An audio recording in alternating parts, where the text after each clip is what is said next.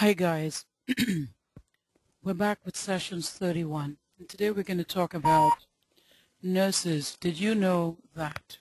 Well, there are different things you may not know, that forgetting to document may cause double dosing.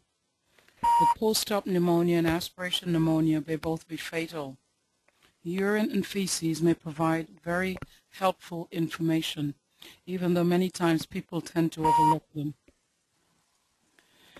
Now, please excuse my voice. Let's talk about double dosing. Here's a situation where Tim is having surgical pain. He calls the nurse for pain medication. She does an assessment and medicates him according to MD orders. Now it's lunchtime. Shannon is going to relieve Mary for lunch. Now here's the problem. Mary forgot to document that she'd already given Tim something for pain. Tim, in turn, has forgotten that he's already been medicated, so he calls again for some more medication. Well, what do you think happens? Shannon goes to the cabinet and gets some more pain medication and gives according to MD orders. But the problem is this patient has been double dosed. Now Mary's returned from lunch, and here you can see her patient is snoring away because he's had too much medication in too short a space of time. Now, this can be avoided. So if you medicate your patient for pain, be sure to document.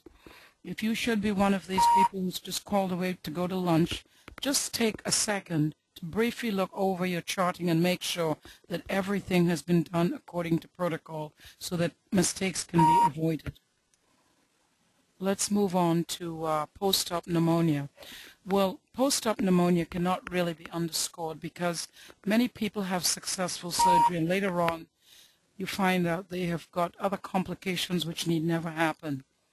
So to avoid post-op pneumonia, do be careful that you take the trouble to have your patient do deep breathing exercises every hour or two as ordered, to use that incentive spirometer or triflow, whichever name you prefer to call it.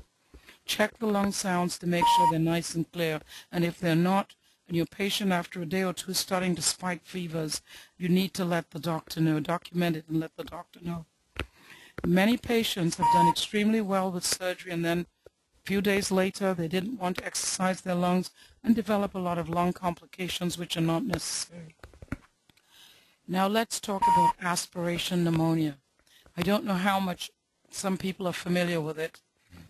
A patient who's on tube feeding is at risk for aspiration pneumonia. The head of bed should always be up when there's a patient on tube feeding. It is rare that the doctor indicates otherwise, but follow his instructions if he does. And also, some other pointers that you can do to avoid it happening. Pay close attention to stomach contents also. Check your bowel sounds, check the stomach, check for residuals, make sure that according to doctor's orders, sometimes they suggest that after a certain amount of residuals that the tube feeding should be stopped until the stomach starts to allow absorption. If you find that patient has no bowel sounds, abdomen's very tense, you need to document it and let the doctor know. Another problem is if you have a patient who's having tube feeding and you have to lower the head of the bed, bear in mind that the stomach is still full, so you need to be aware of it. Just stopping the tube feeding is not a panacea. You need to make sure that when you do it, exercise great caution that patient does not vomit and aspirate stomach contents. You can, of course, learn more about these topics by going to dearnurses.com and reading Assessment from Head to Toe, Part 2.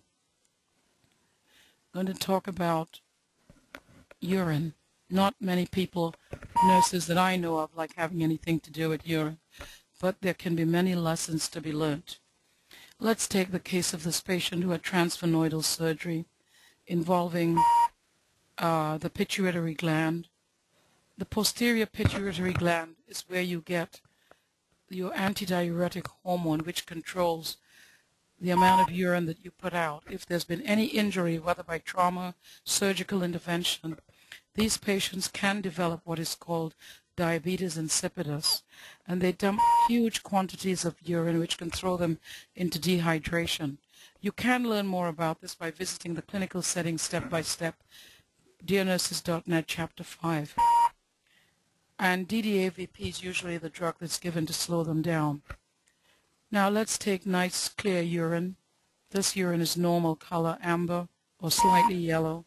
Then you have cloudy urine, which is a sign of infection.